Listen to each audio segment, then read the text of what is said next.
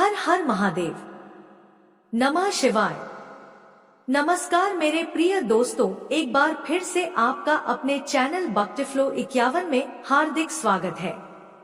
दोस्तों, आज हम आपको एक ऐसी पौराणिक और रहस्यमय कथा सुनाने जा रहे हैं जो कि हमेशा से आपके दिल और दिमाग में इसको जानने की लालसा रही होगी कि गया तीर्थ ही क्यों पितरी का मोक्ष धाम बन गया। जय श्री कृष्ण। दोस्तों, हमारे सनातन धर्म की विशेषता यह है कि यहाँ हर पर्व, हर स्थान और हर परंपरा के पीछे एक गहन आध्यात्मिक रहस्य छिपा हुआ है। जब भी हम गया नगरी का नाम सुनते हैं तो पितरों की मुक्ति का स्मरण अपने आप हो जाता है। लेकिन क्या आप जानते हैं कि यह मोक्षधाम कैसे बना? इसके पीछे छुपी हुई है एक अत्यंत अद्भुत और प्रेरणादायक कथा। दैत्य कुल में जन्मे उस महापुरुष की कथा जिसे संसार गयासुर के नाम से जानता है। दैत्य कुल का नाम सुनते ही मन में आतंक, पाप और अत्याचार की छवि आती है। लेकिन जिस प्रकार कीचड़ में कमल खिलता है, उसी प्रकार दैत्य वंश ने भी इस सृष्टि को महान भक्त और धर्मात्मा दिए, जैसे प्रहलाद और बलि। इन्हीं भक्तों की श्रेणी में एक और पावन नाम आता है गया, जिसे गयासुर भी कहा गया। गयासुर का जन्म भले ही दैत्य कुल में हुआ हो, परंतु उसका हृदय जन्म से ही परमात्मा की भक्ति में डूबा रहता था। गयासुर के जन्म के विषय में अनेक मत प्रचलित हैं।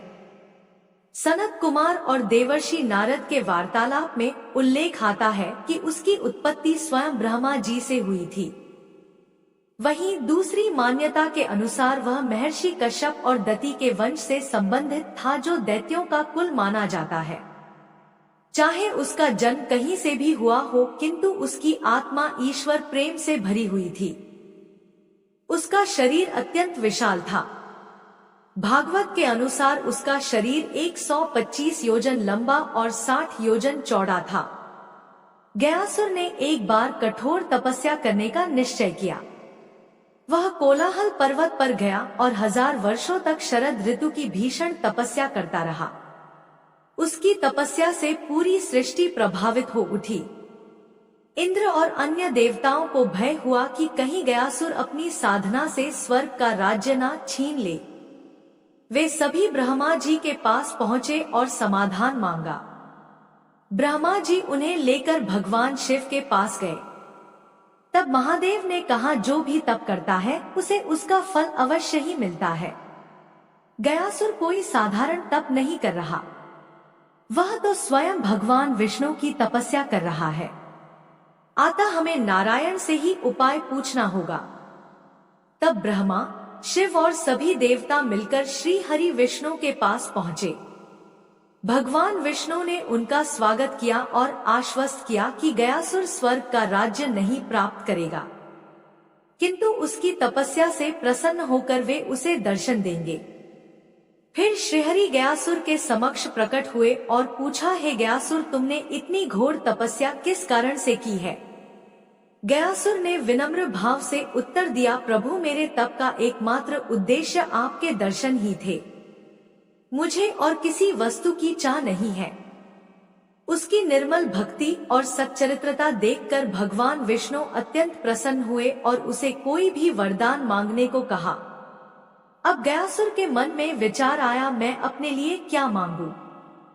यदि मेरा जीवन दूसरों के कल्याण के काम आ सके तो वही सबसे बड़ा वरदान होगा। यही सोचकर उसने कहा कि हे सर्वेश्वर, यदि आप मुझे कुछ देना ही चाहते हैं तो यह आशीर्वाद दीजिए कि मेरे दर्शन मात्र से ही कोई भी जीव मोक्ष को प्राप्त कर ले। श्री हरि ने उसकी निश्चल भावना देखकर उसे वही वरदान प्रदान कर दिया। अब स्थिति ऐसी हो गई कि जो भी प्राणी गयासुर को देखता वह तुरंत वैकुंठ चला जाता। यमपुरी सूनी हो गई। धर्म का संतुलन बिगड़ गया और पापी लोग भी निर्भय होकर पाप करने लगे, क्योंकि उन्हें विश्वास था कि गयासुर को देखकर उन्हें मोक्ष मिल ही जाएगा। इस प्रकार जो वरदान जीवों के कल्याण के लिए मांगा गया था वही उनके लिए अभिशाप बन गया।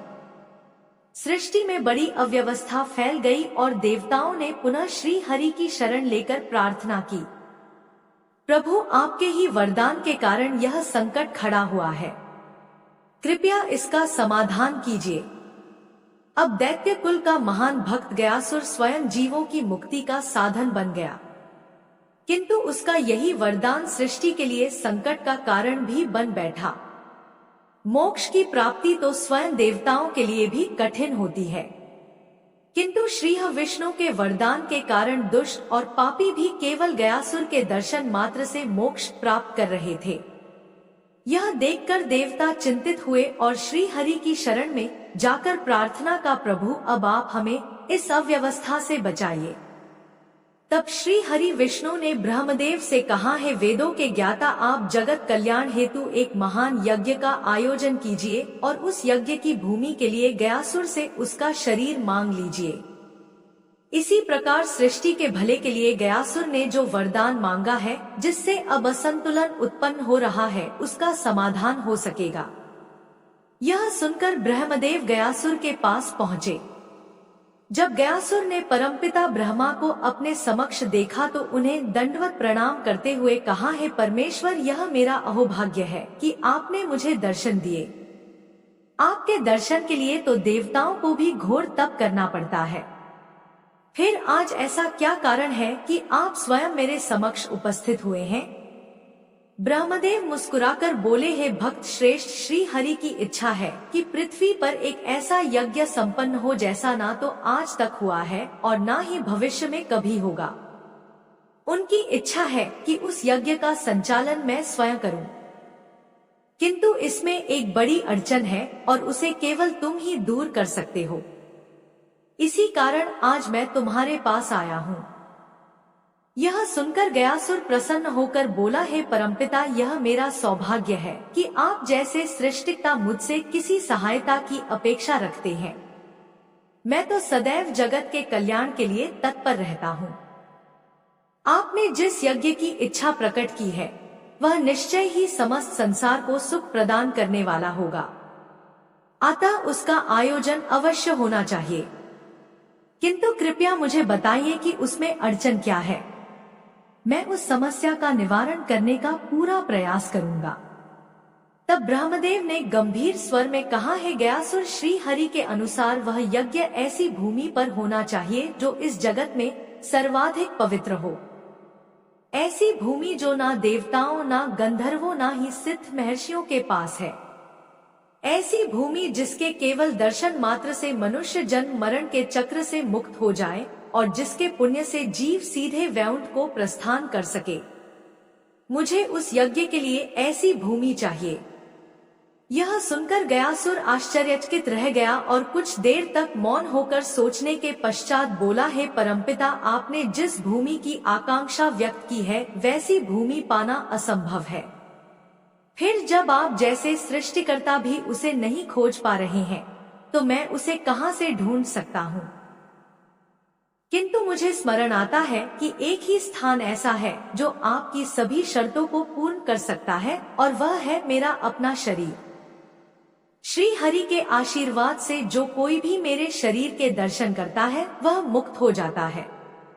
अतः उस यज्ञ की भूमि हेतु मैं अपना शरीर समर्पित करता हूँ। आप निश्चिंत होकर मेरे शरीर पर वह यज्ञ संपन्न करें। गयासुर के त्याग और निस्वार्थ भाव को देखकर ब्रह्मदेव अत्यंत प्रसन्न हुए और बोले, हे गयासुर, तुम वास्तव में भक्तों में श्रेष्ठ हो। अपने शरीर का इस प्रकार दान देना हर किसी के लिए संभव नहीं है। तुम्हारे इस महान त्याग के कारण तुम्हारा नाम महर्षि दधीचि के समान श्रद्धा और आदर से लिया जाएगा। तुम्हारे शरीर पर संपन्न होने वाला यह यज्ञ तीनों लोकों में अद्वितीय होगा। यह कहकर ब्रह्मदेव यज्ञ की तैयारियों हेतु अपने लोक लौट गए। इधर ब्रह्मदेवा द्वारा अपने शरीर का दान मांगे जाने के पश्चात गयासुर दक्षिण पश्चिम दिशा में पृथ्वी पर गिर पड़ा। उसके चरण दक्षिण दिशा की ओर और सिर पश्चिम दिशा की ओर कोलाहल पर्वत पर जा टिका। इस प्रकार 125 योजन लंबे और 60 योजन चौड़े गयासुर के विराट शरीर पर ब्रह्मदेव स्वयं यज्ञ करने को विराजमान हुए। जैसे ही यज्ञ आरंभ हुआ, गयासुर का विशाल शरीर हिलने लगा। तब ब्रह्मदेव ने अपने तेज से 40 ऋत्वजों यज्ञ करने वाले पुरोहितों को उत्पन्न किया और उन्हें भी गयासुर के शरीर पर विराजमान होने का आदेश दिया। उनकी आज्ञा अनुसार वे 40 ऋत्वज गयासुर के शरीर पर बैठ गए, किंतु उसका शरीर फिर भी हिलता रहा। अब ब्रह्मदेव ने सभी देवताओं को गयासुर के शरीर पर विराजमान होने को कहा ताकि उसका शरीर स्थिर हो सके, किंतु सभी देवताओं के बैठने के बाद भी गयासुर का सिर लगातार हिलता रहा। तब ब्रह्मदेव ने धर्मराज से कहा, आपके लोक में जो महान शिला है, जो वास्तव में धर्मव्रता है, उसे लाकर गयासुर के सिर पर रख दीजिए। उनकी आज्ञा के अनुसार धर्मराज ने धर्मपुरी से उस शिला को लाकर गयासुर के सिर पर रखा, किंतु वह धर्मात्मा उस अत्यंत पवित्र शिला के साथ भी हिलता रहा। क्या आप जानते हैं कि धर्मव्रता कौन थी? धर्मराज यमराज की एक धर्मप्रायण और तपस्विनी पुत्री थी धर्मव्रता। उसका जीवन पूरी तरह व्रत, नियम, ध्यान और धर्म पालन में बीतता था। वह अपने पिता की तरह ही न्यायप्रिय परंतु साथ ही करुणामय भी थी। उसने आजीवन ब्रह्मचर्य का पालन किया, घोर तपस्या की और देवताओं की भी प्रिय बन गई। उसका संकल्प था कि वह अपना जीवन केवल धर्म की रक्षा और लोक कल्याण के लिए समर्पित करेगी। आखिर धर्मव्रता का शिला रूप में परिवर्तन कैसे हुआ?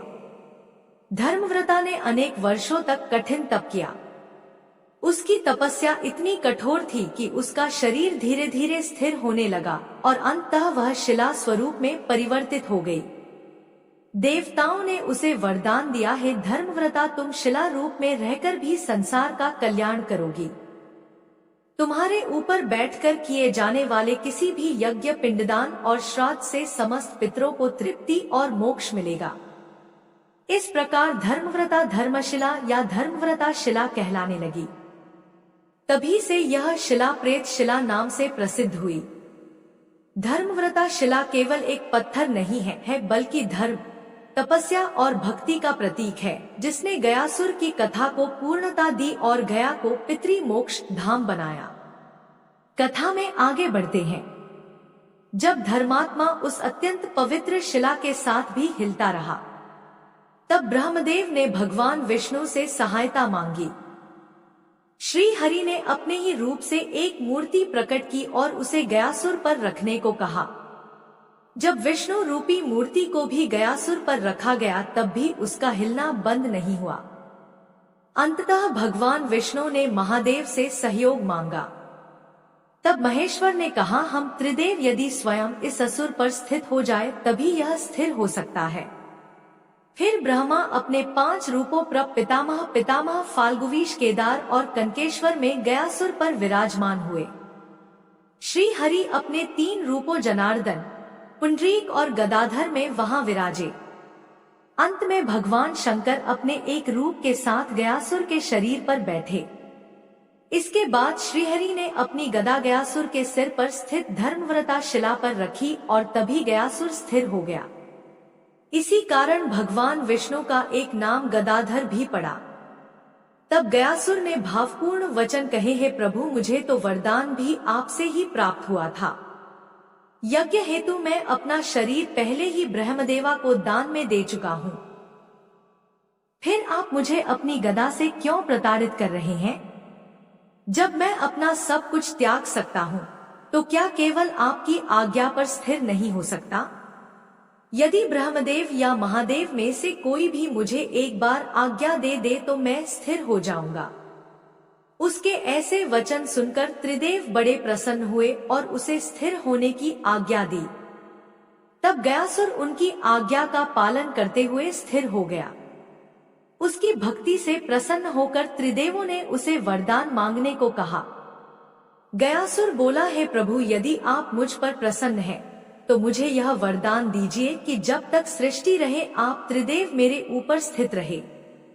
यह तीर्थ मेरे नाम से प्रसिद्ध हो और यहाँ मुझ पर स्थित सभी देवता मूर्ति रूप में सदा विद्यमान रहे। जो कोई भी सच्चे मन से यहाँ पूजा करे उसे मोक्ष की प्राप्ति हो। तब त्रिदेवों ने उसे ऐसा ही वरदान दिया और तभी से 5 कोस में फैला यह महान तीर्थ गया तीर्थ के नाम से प्रसिद्ध हुआ। इसके अतिरिक्त ब्रह्मदेव ने सभी ऋत्वजों को गया नगर, 55 गांव, कल्पवृक्ष और कामधेनु प्रदान की और आदेश दिया कि वे कभी किसी से कुछ ना मांगे। किंतु कालांतर में कुछ ब्राह्मणों ने लोकवश दक्षिणा मांगना प्रारंभ कर दिया। तब ब्रह्मदेव ने उन्हें श्राप दिया और उनका सब कुछ छीन लिया। जब वे ब्राह्मण रोते हुए जीविका का साधन मांगने लगे, तब ब्रह्मदेव ने कहा कि वे गया तीर्थ पर आने वाले यात्रियों के दान से ही जीविका चलाएं।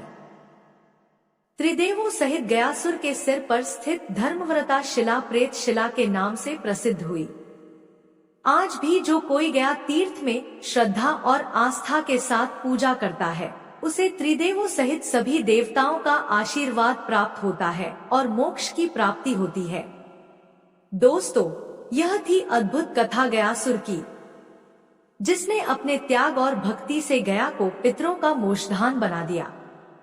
इसी कारण गया महा में पिंडदान और श्राद्धा का इतना महत्व है। अब आप हमें बताएं, आपको यह दिव्य कथा कैसी लगी? कृपया कमेंट करके जरूर बताइए। यदि यह कथा अच्छी लगी हो तो वीडियो को लाइक करें, अपने मित्रों और परिवार के साथ शेयर करें और चैनल भक्ति फ्लो 51 को सब्सक्राइब करना बिल्कुल ना भूलें। अगली बार हम फिर मिलेंगे एक और रहस्यमय, रोचक और दिव्य कथा के साथ। धन्यवाद।